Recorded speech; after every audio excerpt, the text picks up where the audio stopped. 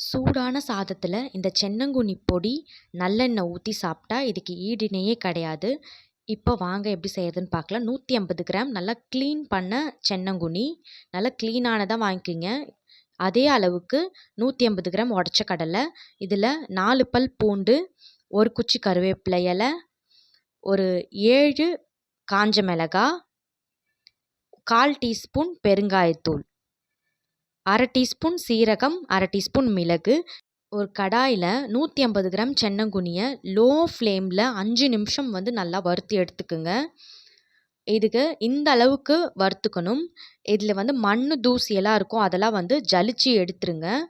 இப்போது அதே கடாயில் 150 கிராம் உடச்ச கடலை நல்லா இந்த மாதிரி கலந்து விட்டுக்குங்க.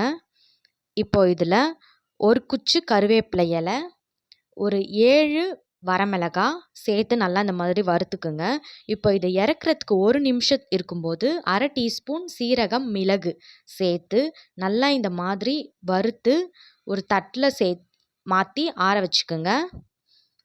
இப்போது அதே கடாயில் ஒரு 4 பல் பூண்டு தட்டி சேர்த்துக்குங்க. இது நல்லா இந்த ஈரப்பதம் போகிற அளவுக்கு இதை வறுத்து அதே தட்டில் சேர்த்துக்குங்க. இப்போ ஒரு மிக்ஸி ஜாரில் நம்ம வறுத்து வச்ச சென்னாங்குனி, பொட்டுக்கடலை, கருவேப்பிலை, காஞ்ச மிளகாய், மிளகு, சீரகம் இது எல்லாத்தையும் சேர்த்து இது கூட 1/4 டீஸ்பூன் பெருங்காயத்தூள், தேவையான அளவு உப்பு சேர்த்து நல்லா இந்த மாதிரி ஃபைன் பவுடராக அரைச்சி எடுத்துக்குங்க. அரைச்சதுக்கப்புறம் இது இப்படி தான் இருக்கும். ரைஸ், இட்லி, தோசை இது எல்லாத்துக்குமே ஒரு சூப்பரான சைட் டிஷ். இது ரைஸில் போட்டு சாப்பிட்டா ரொம்ப டேஸ்ட்டாக இருக்கும். கண்டிப்பாக ட்ரை பண்ணி பாருங்கள்.